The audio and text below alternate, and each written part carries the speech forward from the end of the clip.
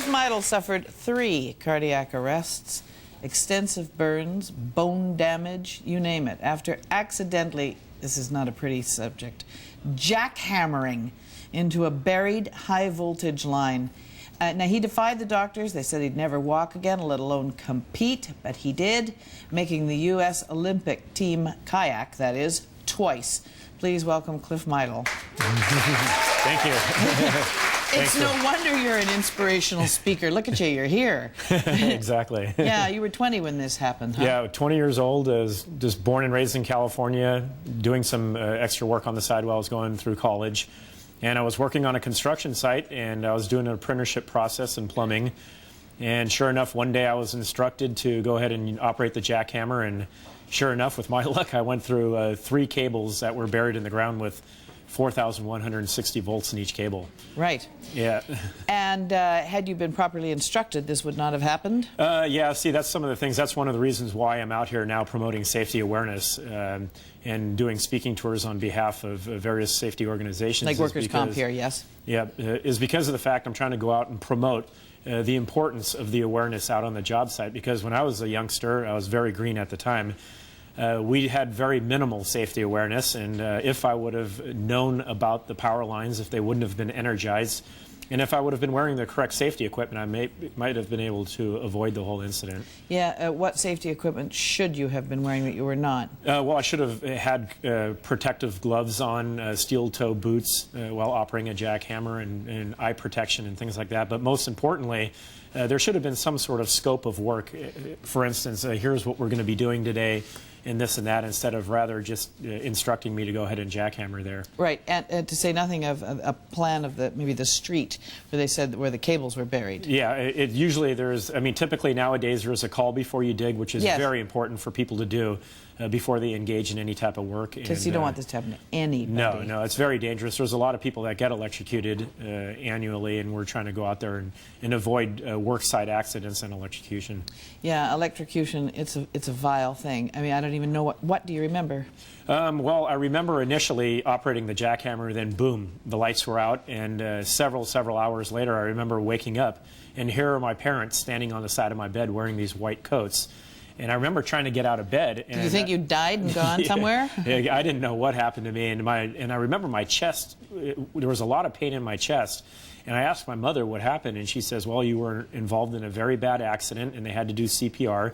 So the pain in the chest was from being pounded. Yeah, from all the broken cartilage. So, Lord. Yeah. So when one is electrocuted, what happens? Well, essentially, when I got electrocuted, I got blasted out of the hole, and then I slid back down into the ditch and came in contact with the jackhammer that was energized for the second time. So what happens is the electricity goes throughout your body, and it tries to find weak points, and sure enough, and exit points too, I guess. Oh yeah, they're called the exit wounds, and the damage was I had 2 toes blown off on the right foot, a big hole on my left shoulder blade and right shoulder blade, and then in the back of my head. But the main injuries were both legs. I had about 1/3 of the bone disintegrated in both knees. In both knees, eh? Both knees. So there was no more running involved. No, and you were an athlete. Yeah, I was involved in a lot of sports like soccer and cross country and running and things like that. So I was very heartbroken. At first, it was very traumatic for the family. Your poor parents. Yeah, they wanted to amputate both of my legs, and after a 3-week battle. Not your parents.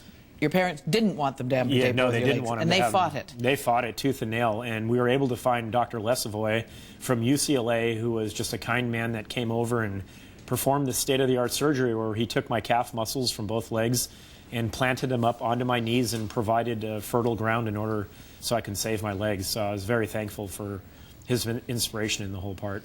Well, that whole process must have taken a very long time. Yeah, it was. It was about a little over a month till I had the final surgery, and then the rehabilitation process was very long.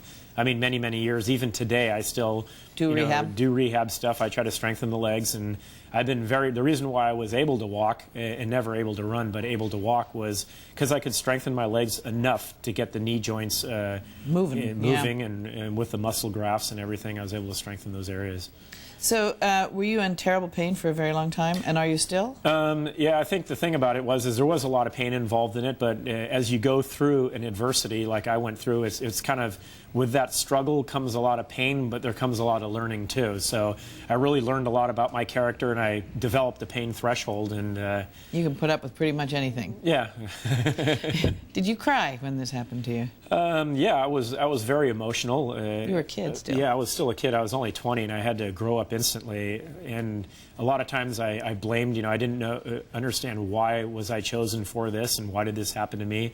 But what I learned to do is, anytime you face an adversity, it's always good to try to take the negative situations and make them as positive as you can. And that's what I did, is I tried to channel as much energy into positive aspects. Like, for example, I couldn't run anymore and I was heartbroken. So what am I going to do? I was young and active, so I got into the sport of canoeing and kayaking. And that's something you could do with your upper body, but only had one hole blown in it. Yeah. You have to keep rehashing this story day in and day out. Every time you come to a place like this, people want to hear the story yet again, and there you are back, thrust back 20 years ago. Do you just wish we'd all shut up? No. I enjoy it. I mean, any time that I can speak, whether it's to kids or adults or a safety industry, I always have one blueprint thesis behind everything. It's basically something that I had to use and I had to cherish. It's that, that fire within inside. And you really have to go out and be the best person that you can be. And I encourage anybody to do that that's going through an adversity. Right. Find it, believe in yourself. And if it becomes very difficult, keep working through it, because everybody's their own individual. They have their strengths and limitations. And if you can overcome that, and if you can work on that, you'll accomplish anything you put your mind to. Now, you may think that you're finished with me now, but you're not. I'll be right back.